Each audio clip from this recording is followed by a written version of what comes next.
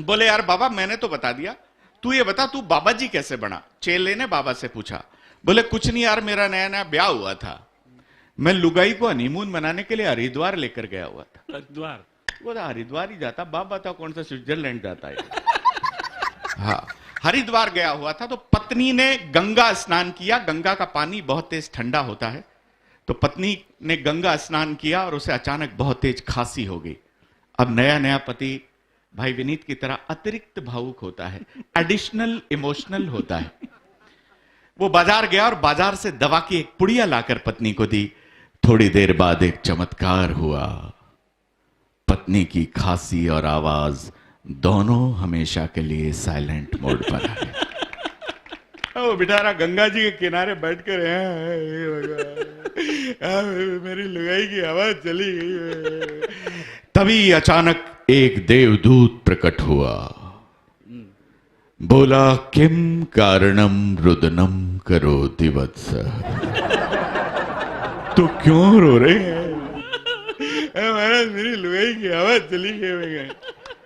देवदूत बोला, पगले ऐसी पत्नियां तो करोड़ों जन्म की तपस्या के बाद प्राप्त होती। अरे प्रभु ये कभी बोल नहीं पाएगी, इसका मैं क्या करूंगा? देवदूत बोला, पगले अगर तुझे बोलने वाली चाहिए तो तू मेरी रख ले। और ये कहकर देवदूत अचानक अंतर्ध्यान हो गया।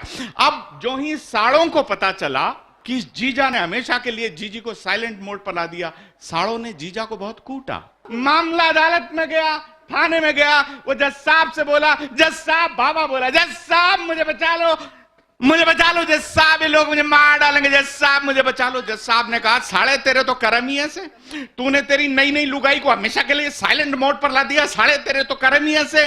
बोले जी मुझे कर्मों के लिए नहीं मार रहे, ये सब मुझसे पुड़िया मांग रहे हैं, पुड़िया।